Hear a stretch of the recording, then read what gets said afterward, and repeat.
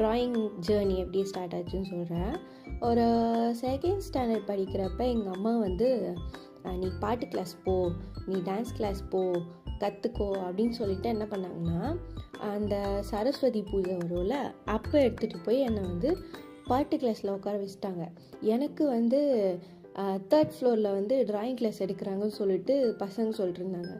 நம்ம என்ன drawing class எடுக்கிறப்ப நம்ம ஏன் பாட்டு கிளாஸ்க்கு போகணும்னு சொல்லிட்டு நான் என்ன பண்ணிட்டேன், எங்கள் அம்மா என்னை விட்டுட்டு போனதுக்கப்புறமா நான் போய் 3rd ஃப்ளோர் ஏறி போய் நான் ட்ராயிங் கிளாஸ் ஜாயின் பண்ணியிருக்கேன் சார் அப்படின்னு சொல்லிட்டு போய் உட்காந்துட்டேன். அந்த சார் வந்து கேட்குறாரு, நீ எதுவுமே எடுத்துகிட்டு வரலையாம்மா, நோட்டு பென்சில் எதுவுமே? இல்லை சார் மறந்து வந்துட்டேன் அப்படின்னு சொல்லிட்டேன்.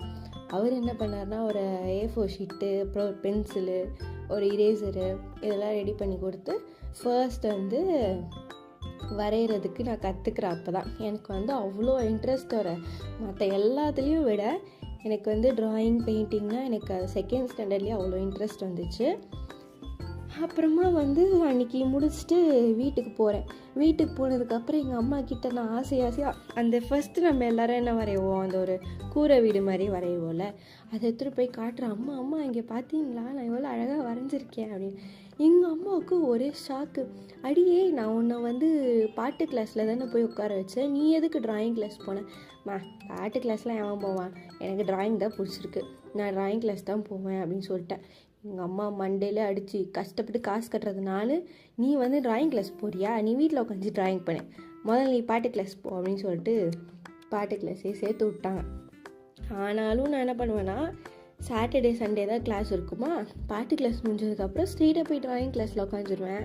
அங்கே இருக்க அண்ணாங்க அக்காங்க கூடலாம் வந்து நான் பாட்டுக்கு அவங்க வரைஞ்சது, அவங்க எப்படி வரைஞ்சாங்க, என்னென்ன மெட்டீரியல் யூஸ் பண்ணுறாங்க இதெல்லாம் வந்து அப்படியே கேதர் பண்ணிப்பேன்.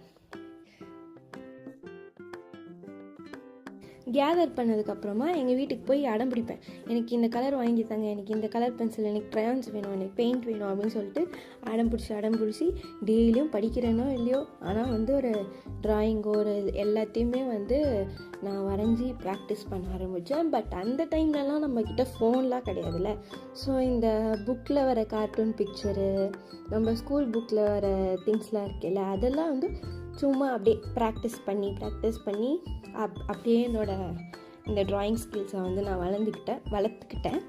அந்தளவுக்கு நான் வந்து பெரிய ஆர்டிஸ்ட்லாம் கிடையாது.